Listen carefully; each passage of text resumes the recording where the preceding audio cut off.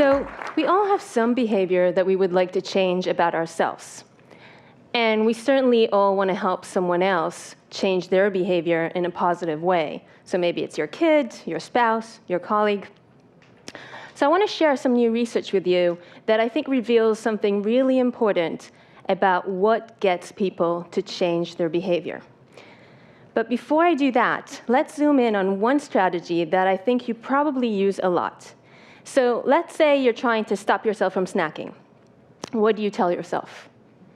Well, most people's inner monologue will say, beware, you'll be fat.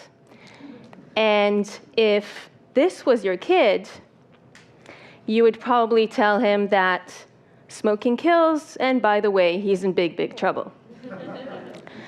So what we're trying to do here is we're trying to scare ourselves and others into changing their behavior. And it's not just us. Warnings and threats are really common in health campaigns, in policy. It's because we all share this deep-rooted belief that if you threaten people, if fear is induced, it will get them to act. And it seems like a really reasonable assumption, except for the fact that the science shows that warnings have very limited impact on behavior. So graphic images on cigarette packets, for example, do not deter smokers from smoking. And one study found that after looking at those images, quitting actually became a lower priority for smokers. So I'm not saying that warnings and threats never work, but what I'm saying is that on average, they seem to have a very limited impact, and so the question is why? Why are we resistant to warnings? Well, if you think about animals, when you induce fear in an animal, the most common response you will see is freezing or fleeing. Fighting, not as much. And so humans are the same. So something scares us, we tend to shut down, and we try to eliminate the negative feelings. So we might use rationalization. So for example, you might tell yourself, my grandpa smoked, he lived to be 90, so I have really good genes and absolutely nothing to worry about. And this process can actually make you feel more resilient than you did before, which is why warnings sometimes have this boomerang effect. And other times, we simply put our head in the ground.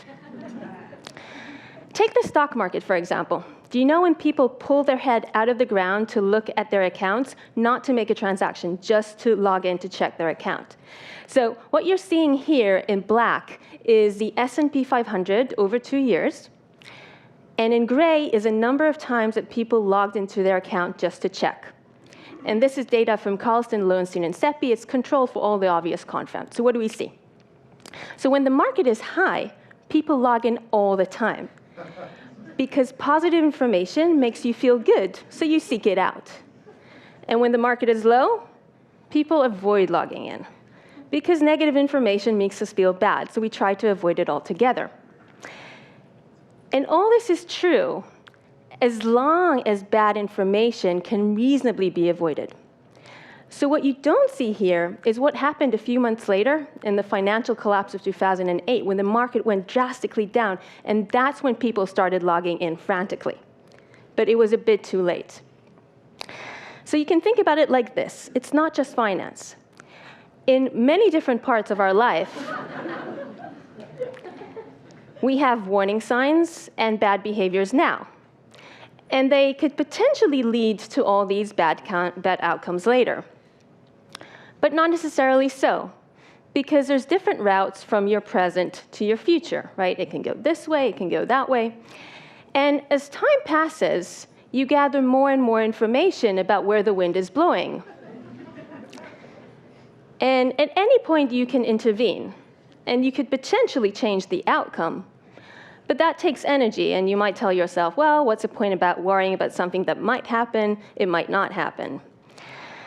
Until we reach this point, at which time you do jump into action, but sometimes it's a little bit too late. So we wanted to know in my lab, what type of information does leak into people?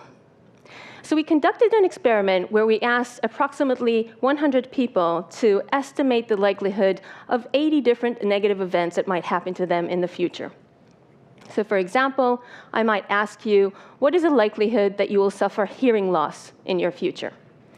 And let's say you think it's about 50%. Then I give you the opinion of two different experts. So expert A tells you, for someone like you, I think it's only 40%. So they give you a rosier view of your future.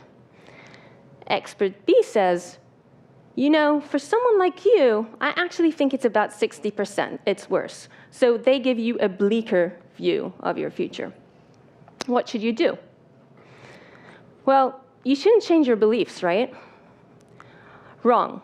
What we find is that people tend to change their beliefs towards a more desirable opinion.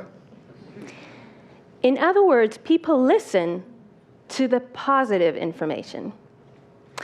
Now, this study was conducted on college students. So you might say, well, college students are delusional, right? We all know that. And surely as we grow older, we grow wiser. So we said, okay, let's test that. Does this really generalize? Does it generalize to your kid? Does it generalize to your parent? Does it generalize to your spouse? And so we tested people from the age of 10 until the age of 80. And the answer was yes. In all these age groups, people take in information they want to hear, like someone telling you you're more attractive than you thought, than information that they don't want to hear. And the ability to learn from good news, it remained quite stable throughout the lifespan. But the ability to learn from bad news, that changes as you age. So what we found was that kids and teenagers, they were the worst at learning from bad news. And the ability became better and better as people aged. But then, around the age of 40, around midlife, it started deteriorating again. So what this means is that the most vulnerable populations, kids and teenagers on the one hand, and the elderly on the other hand, they're the least likely to accurately learn from warnings. But what you can see here is that it doesn't matter what age you are. You can be 20, 30, 40, 50, or 60. Everyone takes in information they want to hear more than information that they don't. And so we end up with a view like this of ourselves.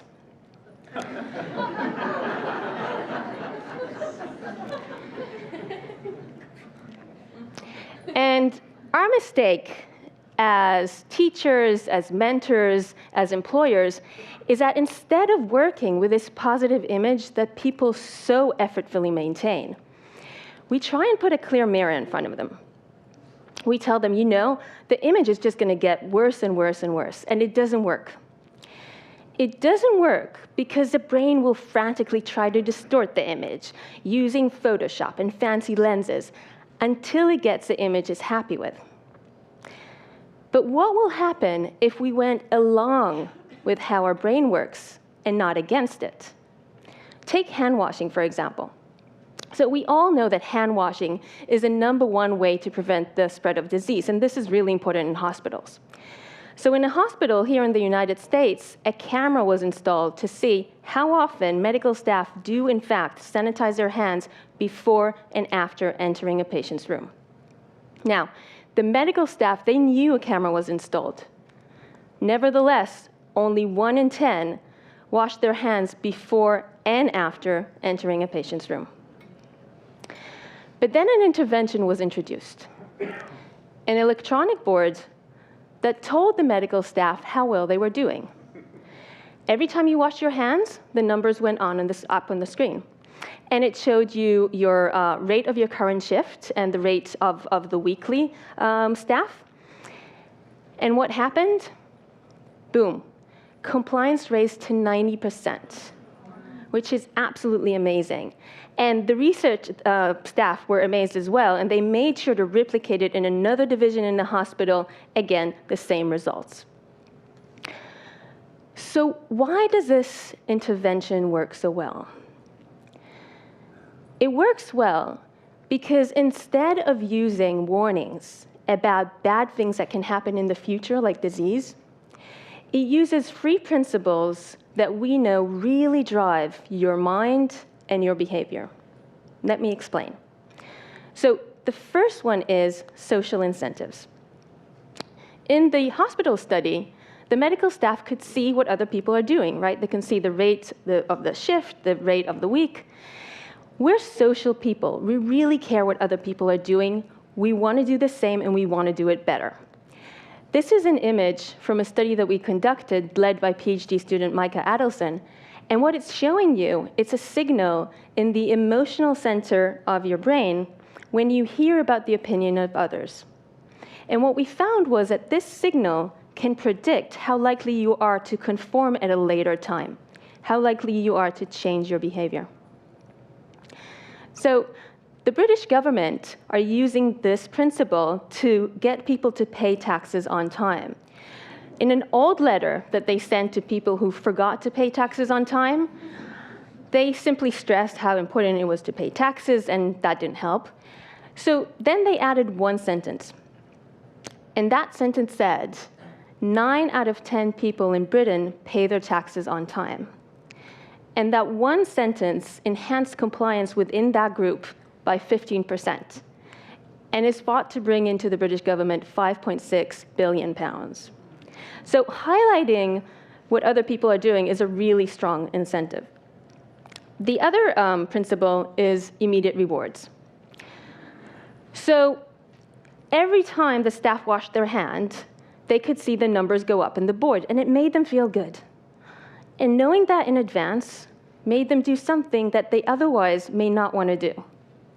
Now, this works because we value immediate rewards, rewards that we can get now, more than rewards that we can get in the future. And people tend to think it's because we don't care about the future, but that's completely wrong. I mean, we all care about our future, right? We want to be happy, we want to be healthy in the future, we want to be successful. But the future is so far away. I mean, maybe you'll behave badly now, and you'll be fine in the future. And maybe you'll be altogether dead. So the here and now you would rather have that tangible drink, that tangible T-bone, rather than something that's uncertain in the future. If you think about it, it's not altogether irrational, right? You're choosing something sure now rather than something that's unsure in the future. But what will happen if you reward people now for doing actions that are good for them in the future? So studies show that giving people immediate rewards makes them more likely to quit smoking, more likely to start exercising, and this effect lasts for at least 6 months, because not smoking becomes associated with a reward, and exercising becomes associated with a reward, and it becomes a habit. It becomes a lifestyle. So we can reward ourselves and others now for behaving in ways that are good for us in the future, and that's a way for us to bridge the temporal gap. And the third principle is progress monitoring. So the electronic boards focus the medical staff attention on improving their performance. This is an image from a study that we conducted that shows you brain activity suggestive of efficient coding of positive information about the future. And what we found was that the brain does a really good job at this, but it doesn't do such a good job at processing negative information about the future. So what does this mean? It means that if you're trying to get people's attention, you might want to highlight the progress, not the decline. So for example, if you take that kid with a cigarette, you might want to tell them, you know, if you stop smoking, you'll become better at sports. Highlight the progress, not the decline. Now, before I sum up, let me just share this small anecdote with you.